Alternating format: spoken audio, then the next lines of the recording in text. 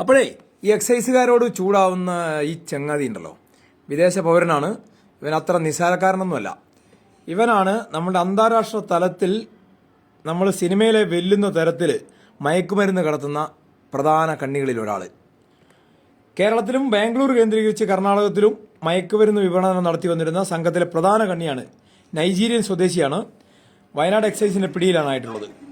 മുഹമ്മദ് ജാമിയു അബ്ദുറഹീം എന്ന ആളാണ് വയനാട് ജില്ലാ എക്സൈസ് അസിസ്റ്റന്റ് കമ്മീഷണറുടെ നേതൃത്വത്തിലുള്ള പ്രത്യേക അന്വേഷണ സംഘം ഡൽഹി ഇന്ദിരാഗാന്ധി അന്താരാഷ്ട്ര വിമാനത്താവളത്തിൽ വെച്ച് അറസ്റ്റ് ചെയ്തത്.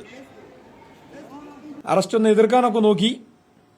വയനാട് ജില്ലയിലെ അന്വേഷണത്തിലിരിക്കുന്ന വിവിധ കൊമേഴ്സ്യൽ ക്വാണ്ടിറ്റി കേസുകളിലെ പ്രതികളിൽ നിന്നും പണം സ്വീകരിച്ച് മയക്കുമരുന്ന് പ്രതികൾക്ക് ലഭ്യമാക്കിയതായി കണ്ടെത്തിയതിനെ തുടർന്നാണ് മുഹമ്മദ് ജാമിയു അബ്ദുറഹീമിനെ അറസ്റ്റ് ചെയ്തത്. കേരളത്തിലേക്കുള്ള മയക്കുമരുന്ന് കടത്തിന്റെ പ്രധാന ഉറവിടം ബാംഗ്ലൂരാണ്. ഇത്തരത്തിൽ ബാംഗ്ലൂരിലുള്ള മറ്റ് ആഫ്രിക്കൻ സ്വദേശികൾക്ക് മയക്കുമരുന്ന് ലഭ്യമാക്കുന്നത് ഈ മുഹമ്മദ് ജാമിയു അബ്ദുറഹീം ആണെന്നാണ് അന്വേഷണ സംഘത്തിന് ബോധ്യപ്പെട്ടിട്ടുള്ളത്. കഴിഞ്ഞ 2 മാസമായി ഇയാൾ പ്രത്യേക അന്വേഷണ സംഘത്തിന്റെ നിരീക്ഷണത്തിലായിരുന്നു.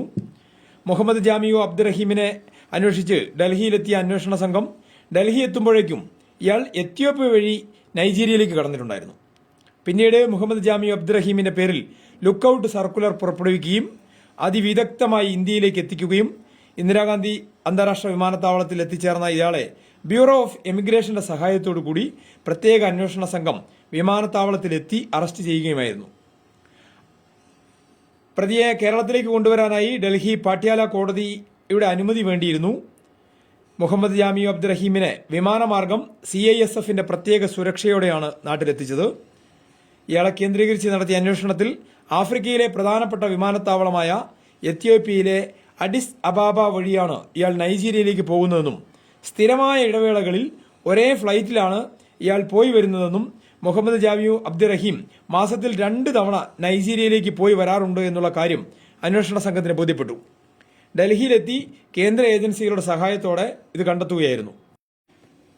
തുടർന്നുള്ള അന്വേഷണത്തിനിടെ പ്രതി നൈജീരിയയിൽ നിന്നും അഡിസ് അബാബ വിമാനത്താവളത്തിലേക്ക് എത്തിയപ്പോഴേക്കും അന്വേഷണ സംഘത്തിന് വിവരം ലഭിച്ചു.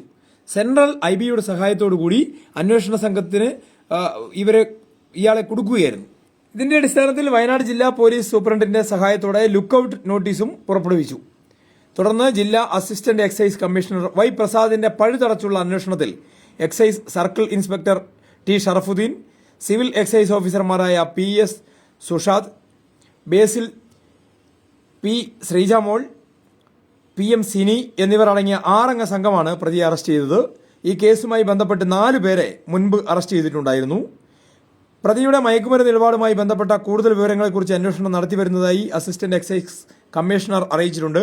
ഏതായാലും വലിയൊരു കണ്ണിയെയാണ് ഉറവിടത്തിൽ നിന്ന് തന്നെ പിടികൂടാൻ കഴിഞ്ഞിട്ടുള്ളത്. വയനാട്ടിലടക്കം കേരളത്തിലേക്കും കർണാടകത്തിലേക്കും മയക്കുമരുന്ന് കടത്തുന്ന പ്രധാന കണ്ണിയാണ് ഇയാൾ. എത്രയോ നാളത്തെ ശ്രമഫലമായാണ് ഉദ്യോഗസ്ഥർക്ക് ഇദ്ദേഹത്തെ വലവിരിച്ച് പിടിക്കാനായിട്ടുള്ളത്.